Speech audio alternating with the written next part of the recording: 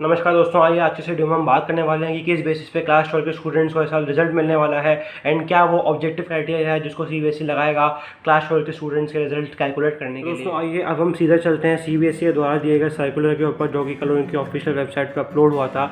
इसमें दोस्तों उन्होंने सारा क्लास 12 का जो रिजल्ट का टैबुलेशन है वो अच्छे से समझाया हुआ है। ठीक है, तो दोस्तों आप लोग यहाँ पे देख सकते हैं सर्कुलर के अंदर कि जो है सीबीएसई की तरफ से आया हुआ है एंड दोस्तों इसमें लिखा हुआ है the policy for tabulation of marks for class 12 board exams 2021। दोस्तों आप लोग जानते हैं चूँकि जो कैंसिल्ड एग्जाम्स थे इस ईयर के, उसको दोस्तों मार्क करने के लिए, उसकी मार्किंग करने के लिए ये पॉलिसी यहाँ पे निकाली गई है। दोस्तों पूरा यहाँ पे सर्कुलर निकाला गया है, जिसके बेस पे आप लोग समझ सकते हैं कि रिजल्ट जो है आपका कैसे बनने वाला है।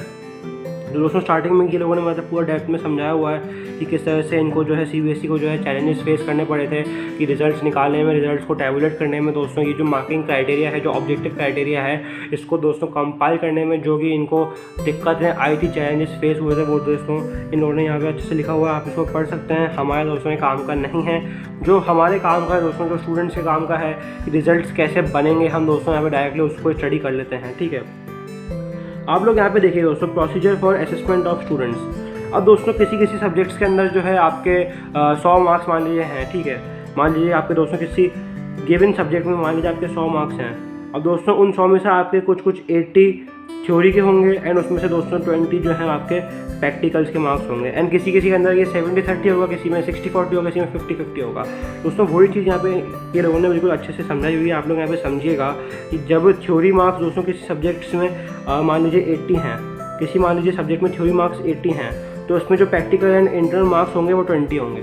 ठीक है, एंड इसी तरह से मान लीजिए 70 हुए तो 30, मतलब बेसिकली सम चाहिए 100 का, तभी तो जाके दोस्तों जो सब्जेक्ट्स के मार्क्स हैं, जो एक गिवन सब्जेक्ट के मार्क्स हैं, वो जाके अपने 100 बन पाएंगे। ठीक है, तो ये रहेगा दोस्तों। प्रैक्टिकल के मार्क्स कुछ हैं यहाँ पे दोस्तों, तो इससे हमको ये पता चल रहा है कि 80 मार्क्स की थ्योरी है max to max and 20 marks के प्रैक्टिकल्स हैं। प्रैक्टिकल्स 30 मार्क्स के भी हो सकते हैं, 40 मार्क्स के भी हो सकते हैं दोस्तों। बट जो मेजर सब्जेक्ट्स हैं, पीसीएम हुआ, पीसीबी हुआ एंड कॉमर्स हुआ दोस्तों, उनके अंदर जो प्रैक्टिकल के मार्क्स हैं वो अराउंड 20 एंड 30 के आसपास ही दोस्तों रहते हैं। वो जो है ये दोस्तों, ये जो बच्चे कुछ हैं इनकी तरफ दोस्तों 40, 50 एंड 70 जो मार्क्स यहाँ पे लिखे हुए प्रैक्टिकल के, ये ऐसे मार्क्स जनरली नहीं देते।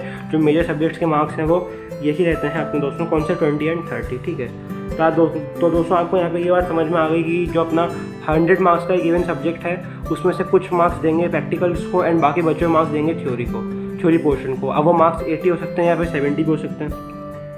तो दोस्तों ये आपको मार्क्स समझ में आ गए and total marks her case के अंदर आप लोग देख सकते हैं, हर केस में जो दोस्तों आपके यहाँ पे टोटल मार्क्स हैं वो 100 ही रहने वाले हैं ईच सब्जेक्ट के। ये आपको बात समझनी पड़ेगी। ठीक है, अब हम चलते हैं नेक्स्ट पेज पे दोस्तों, बहुत इंपॉर्टेंट पेज है नेक्स्ट वाला। उस पर दोस्तों आपको पूरा समझ में आ जाएगा कि किस बेसिस पे आपका रिजल्ट बनने वाला है। ठीक है ना, अब वही बात है, मेनली हम दोस्तों इसकी जो टेबल है बहुत इंपॉर्टेंट टेबल है, आप इस पर ध्यान दीजिएगा, असेसमेंट एंड इट्स कॉम्पोनेंट्स। ठीक है दोस्तों, इसमें 2 कॉम्पोनेंट्स हैं अपने, theory marks and practical marks. जैसे दोस्तों मैंने आपको बता दिया, यहाँ पे theory marks and practical marks 2 components हैं। हम बेसिकली इन 2 जो दोस्तों पोर्शंस हैं उस पर ही फोकस करने वाले हैं, 80 एंड 70 वाले में। दोस्तों ये बहुत इंपॉर्टेंट कॉलम है, आपको इसको समझना पड़ेगा।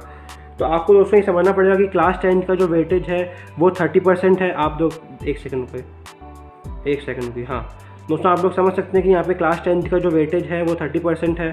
ठीक है, क्लास 11 का जो वेटेज है वो भी 30% है, क्लास 12 का वेटेज है 40%। अब ये 40% किसका? भाई सपोज़ कीजिए ना, आप दोस्तों पहले ये वाला केस लीजिए 80 वाला। ठीक है, आप यहाँ पे दोस्तों पहले 80 वाला केस ले लीजिए।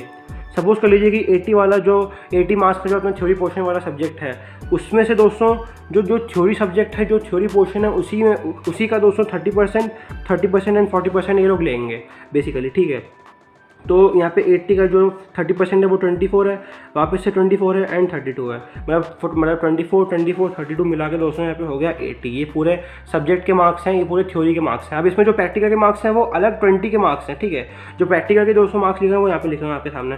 ठीक है, तो जो प्रैक्टिकल के मार्क्स हैं वो अलग हैं, जो थ्योरी के मार्क्स हैं वो अलग हैं, आपको ये बात समझनी पड़ेगी। इसी तरह से जो 70 मार्क्स का जो अपना टोटल थ्योरी का सब्जेक्ट है, मतलब 30 प्रैक्टिकल के हुआ है, उसका 70 जो मार्क्स बचे हुए हैं उसका 30% 10th का, 30% 11th का एंड 40% 12th का। ठीक है ना, 30% 11th, 30% 12th, sorry 30% 11th, 30% 10th and 40% 12th का।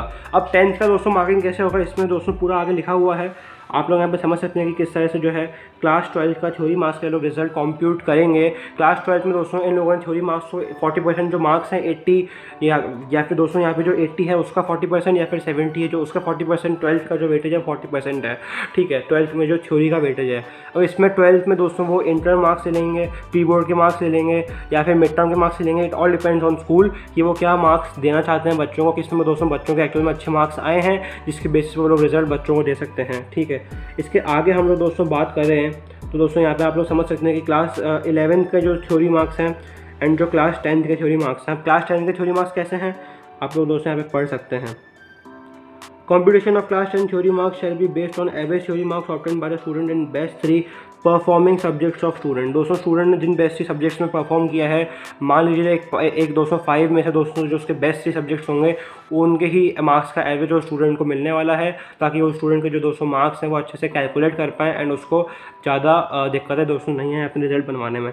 एंड क्लास 11 के जो दोस्तों थ्योरी मार्क्स हैं, जो उसके फाइनली जो उसके क्लास 11 के जो फाइनल असेसमेंट में जो उसके मार्क्स आए थे उसका 30% लेंगे एंड उसको भी आगे चढ़ाएंगे। तो यार दोस्तों इसमें बस यही है कि स्कूल्स किस तरह से बच्चों को मार्क्स देंगे उस पर बहुत चीज़ें डिपेंड करती हैं।